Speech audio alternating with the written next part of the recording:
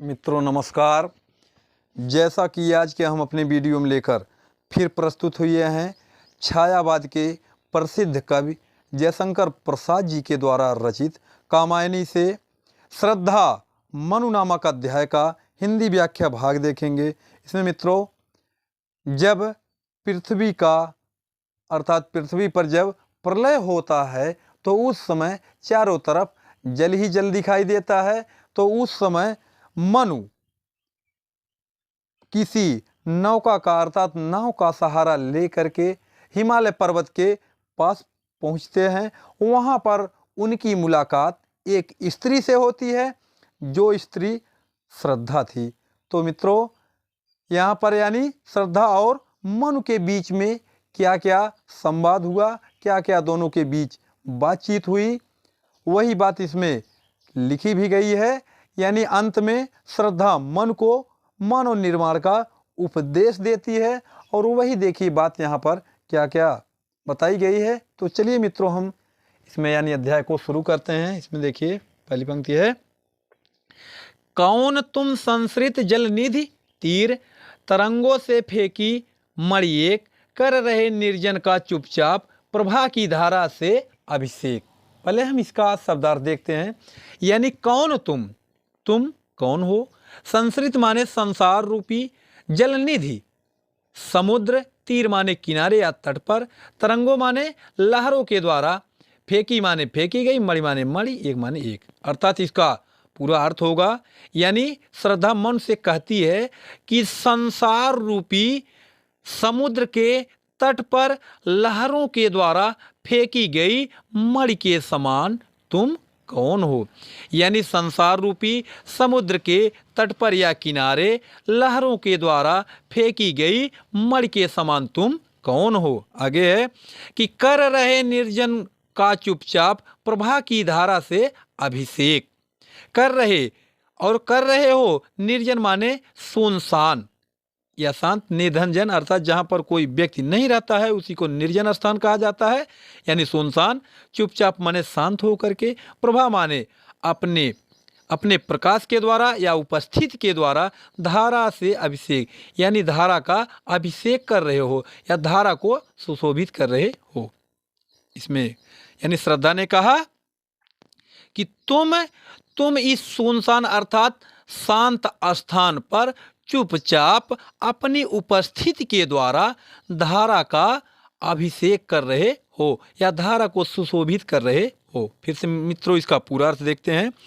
यानी श्रद्धा मन से कहती है कि संसार रूपी समुद्र के तट पर लहरों के द्वारा फेंकी गई मणि के समान तुम कौन हो और इस सुनसान स्थान पर शांत होकर के अपनी उपस्थिति के द्वारा धारा को सुशोभित कर रहे हो या धारा का अभिषेक कर रहे हो। फिर मित्रों इसमें अगला श्लोक देखते हैं, मधुर विश्रांत और एकांत जगत का सुलझा हुआ रहस्य एक करुणामय सुंदर मौन और चंचल मन का आलस्य।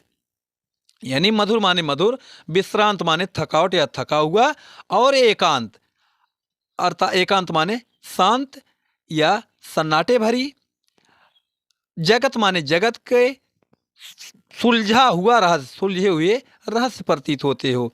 यानी श्रद्धा ने मनु से कहा कि तुम मधुर, थका हुआ और एकांत जगत के सुलझे हुए रहस्य प्रतीत होते हो।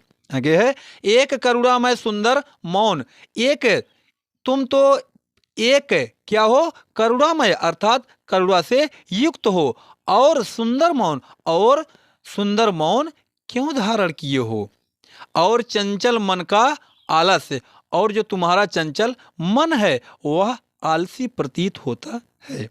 मित्रों फिर से इसका पूरा अर्थ देखते हैं।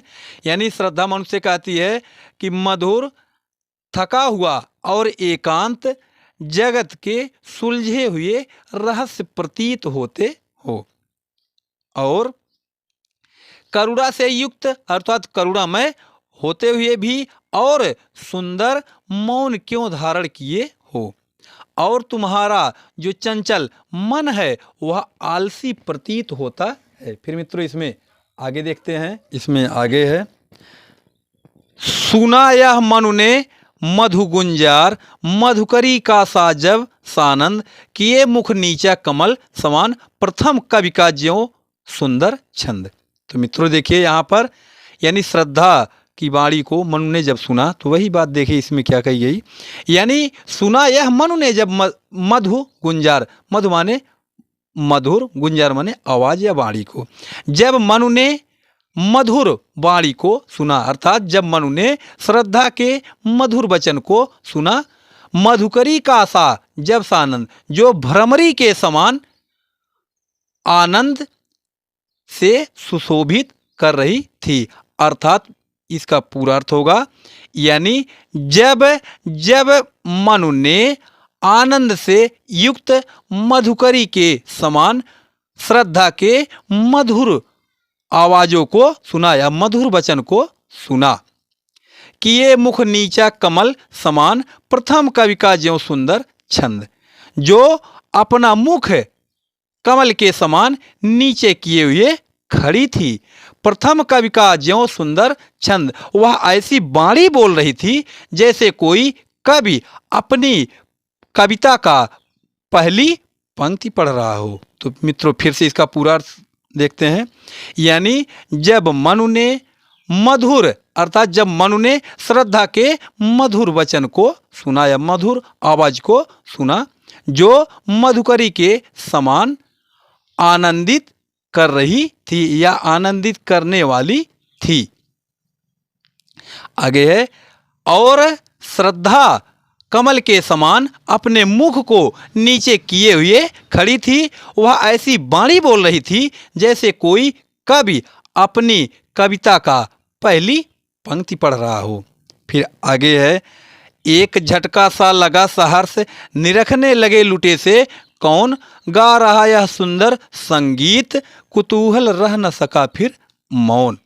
फिर देखिए आगे है, यानी एक झटका सा लगा सहर्ष, सहर्ष माने सुख अर्थात खुशी का, जब मनु को खुशी का एक झटका लगा, निरखने लगे लुटे से, और वह लुटे हुए प्रतीत हो रहा था, अर्थात देखने लगा लुटे से, अर्थात लुटे हुए के समान वह देखने लगा।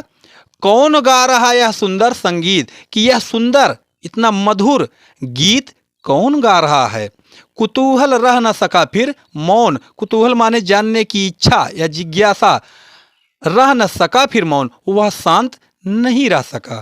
फिर से मित्रों इसका पूरा अर्थ देखते हैं, जब मन को खुशी का झटका लगा तो वह लुटे हुए के समान देखने लगा कि यह सुंदर या मधुर गीत कौन गा रहा है, और उसको जानने की इच्छा से वह शांत नहीं रह सका। फिर मित्रों इसमें आगे देखते हैं, आगे है, और देखा वह सुंदर दृश्य, नयन का इंद्रजाल अभिराम, कुसुम वैभव में लता समान, चंद्रिका से लिपटा घनश्याम। और जब मनु ने वह सुंदर दृश्य, अर्थात सुंदर दृश्य का मतलब होगा श्रद्धा के शरीर को, जब मनु ने श्रद्धा के सुंदर शरीर को देखा, नयन का इंद्रजाल अभिराम, नयन माने नेत्र, इंद्रजाल माने जादू, अभिराम माने सुंदर, जो सुंदर जादू से उसके नेत्रों को अपनी तरफ आकर्षित कर रही थी, अर्थात खींच रही थी। कुसुम वैभव में लता समान, और वह ऐसे प्रतीत हो रही थी जैसे लता से लदे हुए पुष्प हों, या वह लता के समान लदे हुए पुष्प जैसे प्रतीत हो रही थी। चंद्रिका से लिपटा घनश्याम, और जैसे काला बादल चंद्रिका अर्थात चंद्रमा से लिपटा हुआ हो। फिर से मित्रों इसका पूरा अर्थ देखते हैं, यानी जब मनु ने श्रद्धा के सुंदर शरीर को देखा, जो सुंदर जादू के द्वारा उसके नेत्रों को अपने तरफ आकर्षित कर रही थी, और वह ऐसे प्रतीत हो रही थी कि जैसे कोई लता पुष्प से लदी हुई प्रतीत हो रही हो और काला बादल चंद्रमा से या चंद्रिका से लिपटा हुआ हो। फिर मित्रों इसमें अगला देखते हैं, हृदय की अनुकृति बाह्य उदार, एक लंबी काया उन्मुक्त, मधु पवन क्रीड़ित, ज्यों शिशुपाल सुशोभित हो सौरभ संयुक्त। हृदय की अनुकृत, अनुकृत माने होता नकल, बाह्य उदार, उदार, एक लंबी काया, काया माने शरीर, उन्मुक्त माने स्वच्छंद। यानी श्रद्धा का हृदय बड़ा और उदार था, एक लंबी काया उन्मुक्त और उतनी ही लंबी काया माने शरीर स्वच्छंद थी। यानी मित्रों कहने का भाव यह है कि श्रद्धा का जितना बड़ा हृदय उदार था, यानी जितना श्रद्धा का हृदय बड़ा और उदार था उतनी ही लंबी उसकी शरीर और स्वच्छंद थी, अर्थात उसकी शरीर भी उतनी ही लंबी और स्वच्छंद थी। यानी जितना बड़ा उसका हृदय उदार और बड़ा था उतनी ही उसकी शरीर लंबी और स्वच्छंद थी। फिर आगे है, यानी मधु पवन क्रीड़ित ज्यों शिशुपाल, मधु माने बसंत की, बसंत, पवन माने हवा, अर्थात बसंत की हवाओं से क्रीड़ा करता हुआ, खेलता हुआ कोई साल का छोटा सा वृक्ष, सुशोभित हो सौरभ संयुक्त, अपनी सुगंध के द्वारा या सुगंध से युक्त सुशोभित हो रहा हो। फिर से मित्रों इसका पूरा अर्थ देखते हैं, यानी श्रद्धा का हृदय जितना बड़ा और उदार था उसकी शरीर भी उतनी ही लंबी और स्वच्छंद थी। बसंत की हवाओं से क्रीड़ा करता हुआ कोई छोटा सा वृक्ष, यानी कोई छोटा साल का वृक्ष सुगंध से युक्त सुशोभित हो रहा हो। फिर मित्रों आगे देखते हैं, मसृण गांधार देश के नील रोम वाले मेषों के चर्म ढक रहे थे उसका वपु कांत, बन रहा था वह कोमल वर्म। मसृण, मसृण माने होता है चमकदार या चिकनाहट। गांधार, गांधार देश मित्रों यानी हिमालय पर्वत के पास एक राज्य है जो गांधार देश के नाम से जाना जाता है। यानी नील, यानी गांधार देश में पाए जाने वाली, नील माने नीले, रोम वाले, रोम माने रोए वाले अर्थात बाल वाले, मेसो माने भेड़ों के, चर्म माने चमड़ा या खाल होता है। ढक रहे थे उसका वपु कांत, जो वप कांत माने सुंदर शरीर को ढक रहे थे। बन रहा था वह कोमल वर्म, वह कोमल कवच के रूप में प्रतीत हो रहा था। तो मित्रों इसका पूरा अर्थ देखते हैं, यानी गांधार देश में पाए जाने वाले नीले रोए वाले भेड़ अर्थात नीले बालों वाले भेड़ों के चमड़ों से बने हुए चमकदार वस्त्रों को श्रद्धा पहने हुई थी। जो वस्त्र उसके सुंदर शरीर को ढक रहे थे और बन रहा था वह कोमल वर्म, वे वस्त्र कोमल होते हुए भी उसकी सुरक्षा कवच के भी रूप में प्रतीत हो रहे थे। फिर से मित्रों इसका पूरा अर्थ देखते हैं, यानी गांधार देश में पाए जाने वाले नीले रोए वाले अर्थात बाल वाले भेड़ों के चमड़ों से बने सुंदर या चमकदार वस्त्रों को श्रद्धा पहने हुए थी। जो वस्त्र उसके सुंदर शरीर को ढक रहे थे और वे वस्त्र कोमल होते हुए भी कवच के रूप में प्रतीत हो रहे थे। फिर इसमें आगे मित्रों या कभी कभी परीक्षा में पूछा भी जाता है, नील परिधान बीच सुकुमार, खुल रहा मृदुल अधखुला अंग, खिला हो ज्यों बिजली का फूल, मेघ बन बीच गुलाबी रंग। इसमें देखिए, यानी नील परिधान, नीले वस्त्रों के बीच में सुकुमार माने कोमल, खुला मृदुल कोमल, अधखुला अंग, यानी नीले वस्त्रों के बीच में श्रद्धा का कोमल शरीर जो था वह खुला हुआ ऐसे प्रतीत हो रहा था कि जैसे खिला हो ज्यों बिजली का फूल, मेघ बन बीच गुलाबी रंग। जैसे बादल रूपी, मेघ माने होता मित्रों बादल, यानी बादल रूपी बनों के बीच में कोई गुलाबी रंग का बिजली का फूल खिला हो। फिर से मित्रों इसका पूरा अर्थ देखते हैं।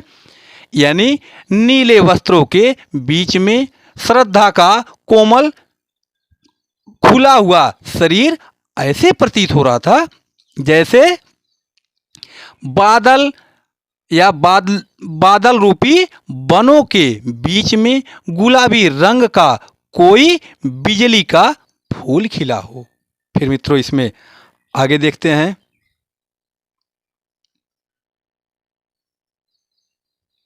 आगे है, ओ वह मुख पश्चिम के व्योम बीच जब घिरते हो घनश्याम, अरुण रवि मंडल उनको भेद दिखाई देता हो छविधाम। फिर इसमें देखिए आगे कहा गया, ओह माने अरे वह मुख, अर्थात श्रद्धा का मुख ऐसे सुशोभित हो रहा था, उसके मुख की सुंदरता ऐसे प्रतीत हो रही थी जैसे पश्चिम के व्योम, अर्थात पश्चिम के व्योम माने बादल या आकाश, यानी पश्चिम के बादल बीच जब घिरते हो घनश्याम, यानी पश्चिम के आकाश में जब काले बादल घिरते हो, वैसा या वैसे ही उसके मुख की सुंदरता प्रतीत हो रही थी।